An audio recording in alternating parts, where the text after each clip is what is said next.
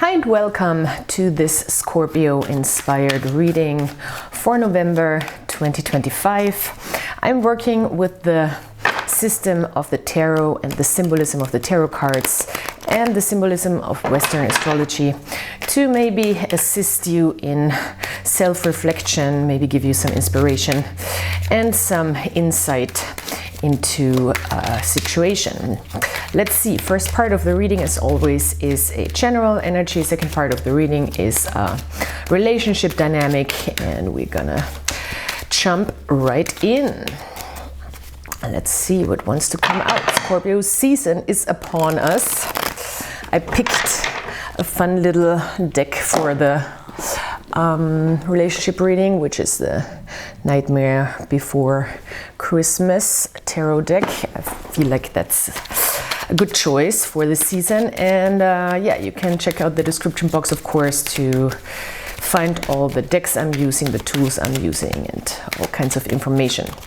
So let's go. Three of Wands, love it. That is a nice card to just, you know, have in the center of the reading. It is a card where we learn how to take the right actions to open up a path that we want to see unfold in front of ourselves. So we are really finding, oh, more fire energy, okay. We are really finding the right thing to do in the moment. I always like to say with Three of Wands, it is a card of doing the right thing. It's not just doing the thing, it's doing the right thing. So it's initiating action, it's initiating movement, and it is really also choosing to do what you know needs to be done or seems also instinctively right in a way with the Wands to open up this path for you. It is the Sun in Aries, so we have a lot of initiation energy. We have a lot of energy where we are stepping into action, where we really get motivated to do things. And as I said, it is really a card of also doing the right thing. This card is called Virtue, so it is really also about making those decisions, not just to do things for the sake of doing, but also doing the things that get us to places. So yeah, ooh, wow, that is an interesting reading. We do have Eight of Wands also, so we have a lot of fire energy, which is an indication maybe that we have a lot of energy, that we have a lot of movement, that a lot of things are happening.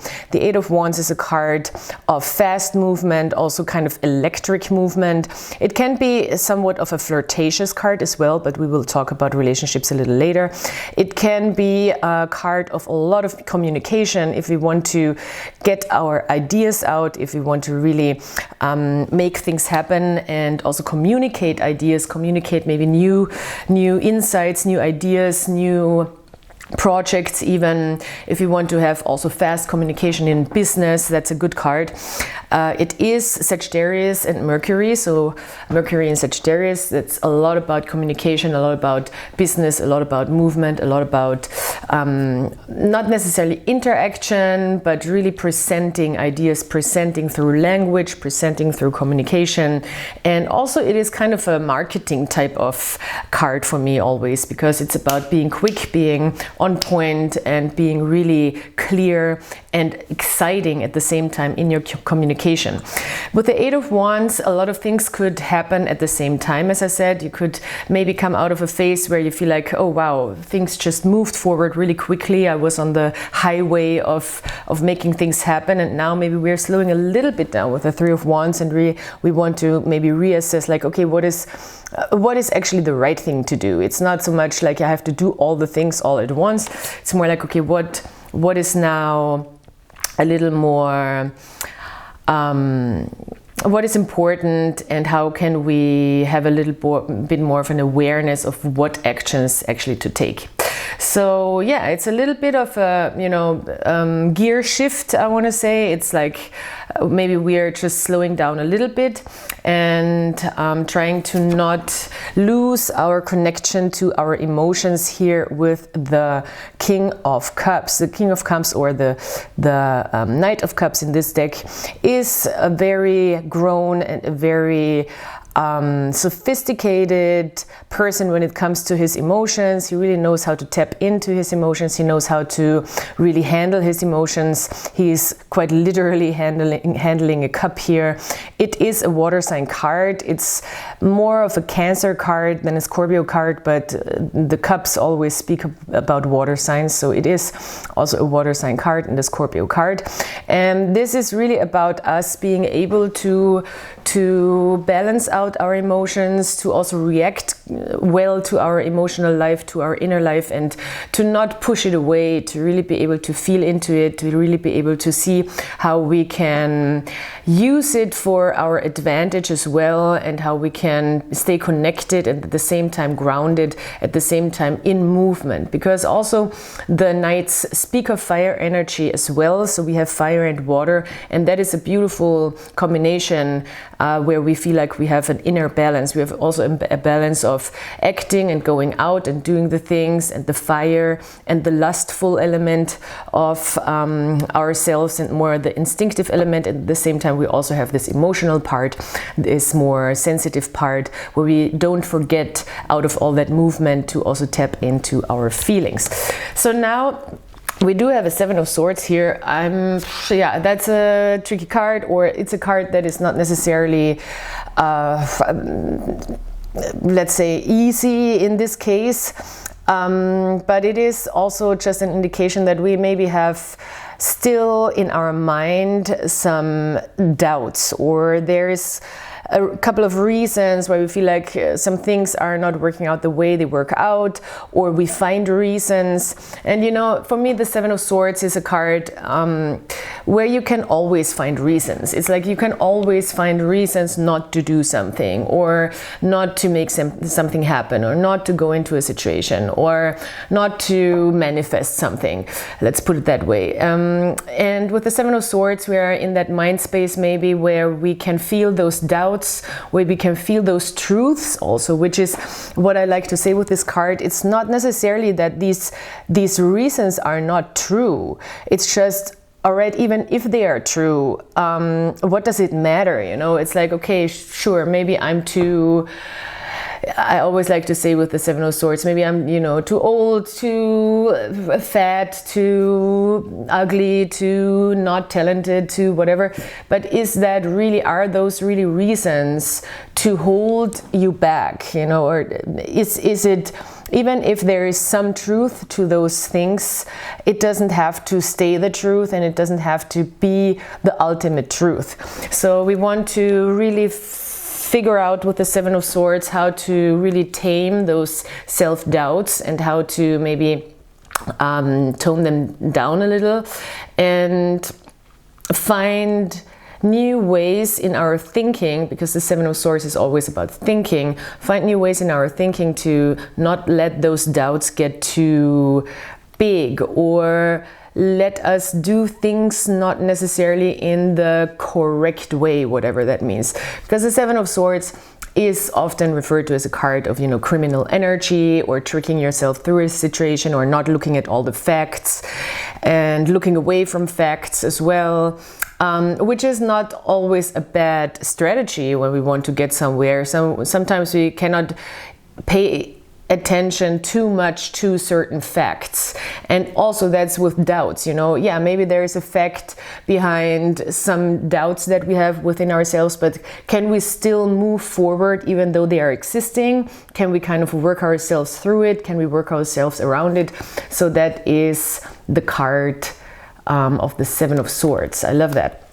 But yeah, with the Knight of Cups, we have a beautiful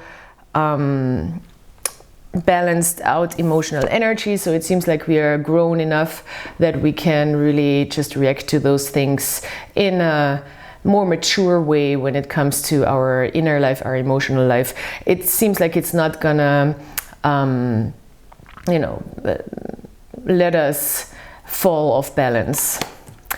Okay, so let's look at relationships and relationship dynamics. This is not necessarily romantic. It can be romantic, it can be partnership, it can be friendship, it can be all kinds of things, also family. But let's just analyze a relationship dynamic a little bit. And it is a reading of you and another person, so let's see. This other person, the Chariot in the reverse. We have another Cancer card here, so maybe you're dealing with a Cancer. The Chariot in the reverse seems like that somebody might be a little hesitant or anxious to move into a direction, or a little afraid to move into the unknown. The Chariot is normally a card where we really step into maybe a little bit of an unknown path, but we know it's our path, and it is movement. It is also like courage. When it's in the reverse, there might be a little bit of hesitation, or somebody might be unsure if there is really a way forward together in a certain situation. It could be fear, very, very simple, that is holding somebody back. Also maybe fear of abandoning or leaving behind a secure situation or a safe space, because the Chariot card also represents us moving out of a safe space into something more exciting or new.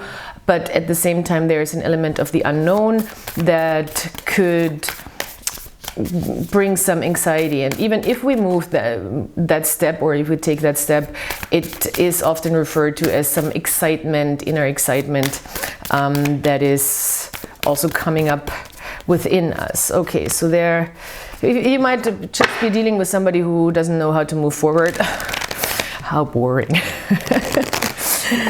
And who is a little insecure about that. Okay, so you are here at the World. Okay, the World card. This is interesting, because with the World card, we are really ready to step into a whole new era of experience, of life, of self, of identity, maybe even. And we kind of feel like that's an exciting, huge step. So you might be dealing with somebody who is just not ready to, it could be a little scary, you know, if you're like, wow, I'm so ready for this new thing, and there is another person who is just like, whoa, that sounds like a lot. But for you, it is a beautiful place to be in. The World card is really a beautiful place to be in, because we are very free and we are very open for something completely new. We have no expectations, but at the same time we are really, really excited to close out something and to finally arrive. It's also a card of arriving at an end point that is at the same time kind of the starting point for something new again. So this is a big, big, big moment in relationships, maybe, where like, okay, I want to close a chapter, and not even just a chapter, I want to close a book. And that doesn't necessarily mean we have to break up with somebody, you know, because it's not always that. It's just like, okay, let's close this chapter and start anew. And this other person might be a little hesitant or a little anxious about it. It's two major arcana too, so it's with two major arcana cards. It is a big moment here also in relationships for you, or in a certain dynamic. Ace of Potions, love it. The Sun in the reverse. The Sun is always a good card. We have three major arcana. Sun in the reverse for me is always a good card still, but it is a card also where we feel like, okay, maybe we are a little afraid to show ourselves fully, or we are not completely ready yet, or we feel maybe not 100% seen, even though we show ourselves. But it's always a positive card in my book, because it always brings light to a situation, and it brings this lightness. But it seems like maybe something is not fully in the light, and something is not fully able to just express itself or ready. But we do have a beautiful Ace of Cups, And if there is some hesitation also to step into this new thing, there is still a very new and open emotional bond, energy, and feeling for both parties. So everybody really comes from a place of love, everybody comes from a place of kindness, of openness, of emotional sharing, and everybody just in this combination wants to step into this new emotional journey together, and wants to really be open to that, even though there might be some hesitation, there might be some a little bit of a doubtful energy. It could also be us, you know, it's like it could be a mirroring, because we do have the Seven of Swords. So underneath we do have a success card, the Six of Wands, and we do have the World card again. So it seems like it's just maybe a little bit of a last stepping stone, or maybe a bump in the road, or just we need to wait for somebody to just be ready to give themselves the last push, because I don't think somebody is trying to hold back, you know. I don't think somebody is, it seems like it's not so much no, I'm unsure about this, I don't want this, I don't want to go into this new direction. It's more like maybe just some hesitation that needs a little bit of patience and a little bit of time, and we don't want to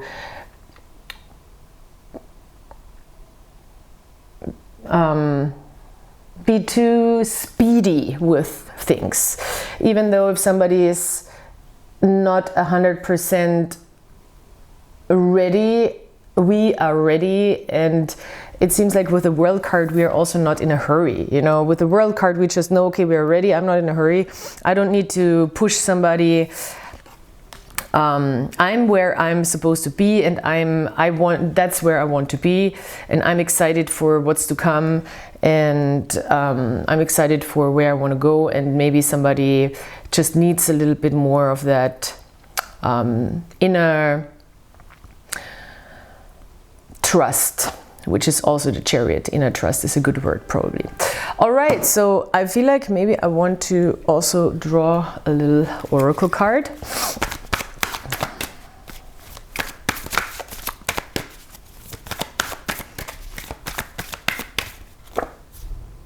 The Guardian. Oh, that's a good card. I'm just gonna read from this book, or from these cards, I think.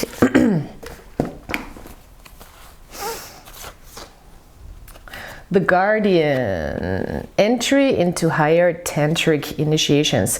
Potent protection. The burning up of all illusory concepts, which I love.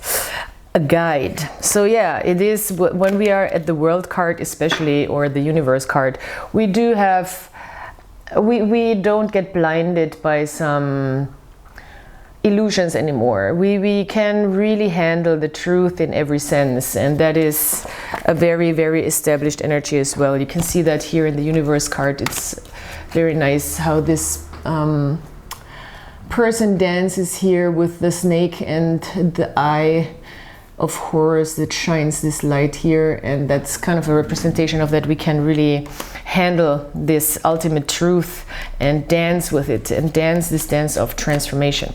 So, and the Guardian is a card that protects us in that process and guides us, of course, into this new chapter, or into this new story. I'm gonna still read a little bit here, if I can find it. Yeah, this card represents the presence of a most potent form of protection. Oh, beautiful. Mahakala is the devourer of all the enemies of truth, burning up all illusion and both swallowing and creating karmas, the patterns of destiny. The drawing of this card indicates the presence of a guardian angel at the area of the subtle body where located. Okay, yeah, so that's comforting to say the least. And yeah, I think that's it. Thank you so much for being here, and check out my description box. Please like, subscribe, comment, and you can find everything you need down there. And I hope I'll see you next time, and I see you soon. And until then, have a great November. Goodbye.